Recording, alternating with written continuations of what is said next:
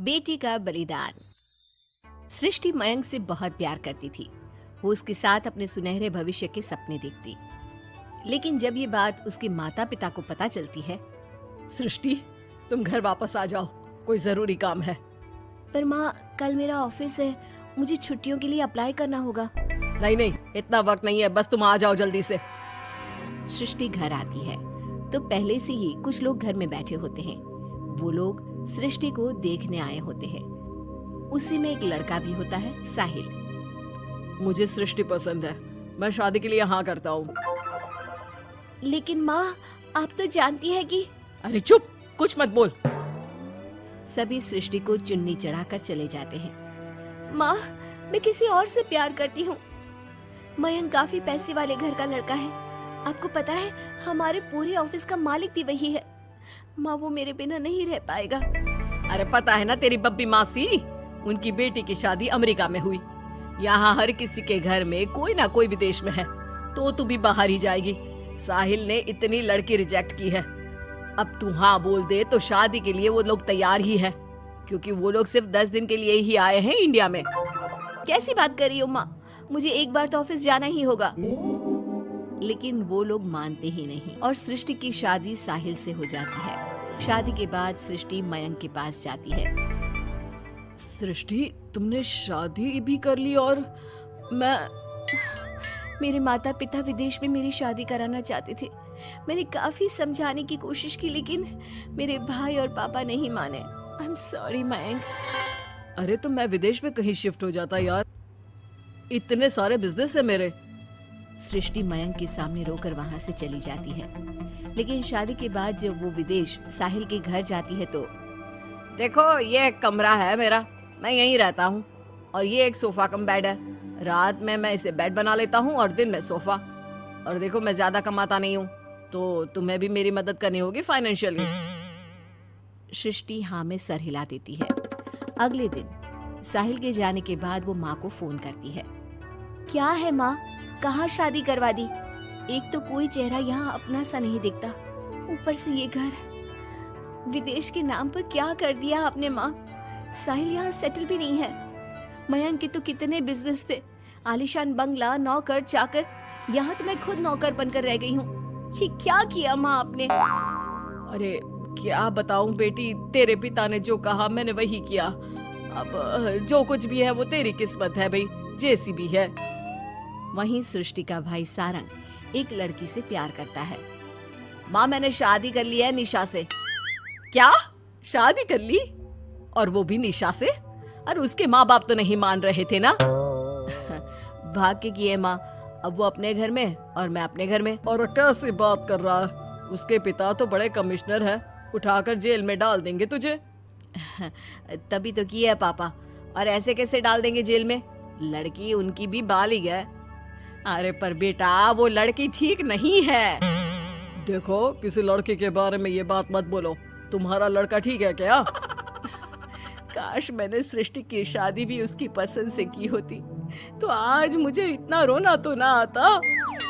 अरे माँ, तुम उसकी बात पर मत आया करो ना। विदेश में है, जहाँ लोग जाने के लिए मरते हैं। हाँ, लेकिन वेकिन छोड़ो और ये बताओ कि बहू को घर कैसे लाया जाए। सभी मिलजुल कर फैसला करते हैं कि वो लोग सारंग की बीवी यानी कि अपनी बहू के घर जाएंगे। सारंग, माँ और पिता वहाँ जाते हैं, जहाँ पर... बहन जी, अब तो बच्चों ने शादी कर ली है, तो आप लोगों का भी आशीर्वाद मिल जाता तो... पता चला हम लोगों को भी। देखिए, मुश्किल है कि हम उसे आप लोगों के घर भेजे। हैं? ऐसे कैसे मुश्किल है? और क्यों नहीं भेजेंगे? बीवी है वो मेरी, भेजना तो पड़ेगा ही। लड़के को बहला फुसला कर भगाने के आरोप में अंदर कर दे क्या? अरे देखिए साहब, इतना कानून तो हमें भी आता है। आपकी लड़की कोई नाबालिग नहीं है। तभी वहाँ निशा आ जाती है। रुकिए मम्मी पापा, सारंग में कोई कमी नहीं है, हम लोग इसे कोई बिजनेस खुलवा देंगे ना। देखो, एक बात बता देती हूँ, मुझे तुम्हारे घर नहीं जाना। अरे ऐसी कैसी बात कर रही हो? हम लोगों ने शादी की है, पति पत्नी है हम दोनों, और क्यों नहीं जाना? तो फिर शादी क्यों की?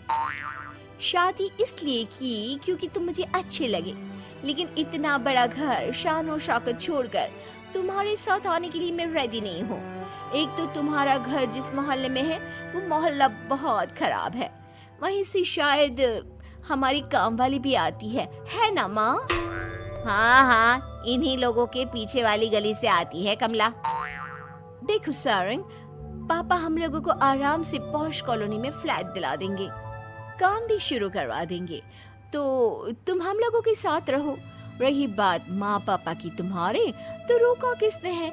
साल में होली दिवाली मनाने हम जाया करेंगे ना उनके घर।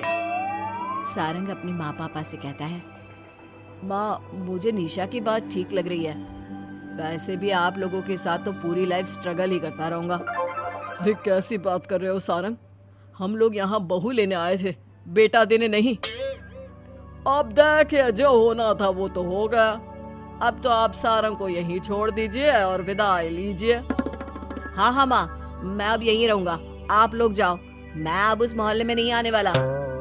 सारंग के माता पिता वहां से चले जाते हैं। अब जब भी माँ सारंग को फोन करती तो या तो वो फोन काट देता या उठाता ही नहीं। एक बार सारंग के माता पिता काफी बीमार होते हैं कि तभी उन लोगों के पास सृष्टि का फोन आता है। कैसी हो माँ? तबीयत ठीक नहीं लग रही है। तुम्हें और पापा को कुछ हुआ है क्या? अरे बेटा 2 दिन हो गए हम लोग कमरे में बंद है, कोई डॉक्टर के पास ले जाने वाला तक नहीं है। हाँ माँ, मैंने सारंग को फोन किया था लेकिन उसने कहा। अरे वो तो बात तक नहीं करता, पैसे वाला हो गया है ना। रुको माँ, मैं कुछ करती हूँ, आप दोनों तैयार हो जाओ। थोड़ी ही देर में उन लोगों की डोरबेल बजती है।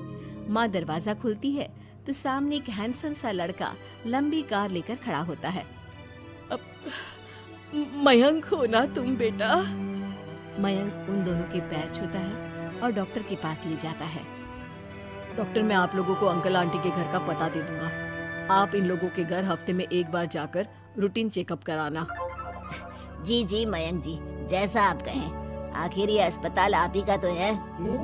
मयंक का रुतबा देखकर माँ बाप को अफसोस होता है कि क्यों उन लोगों ने विदेश के नाम पर बेटी को बाहर भेज दिया, लेकिन बेटी ने भी उनका मान रखा।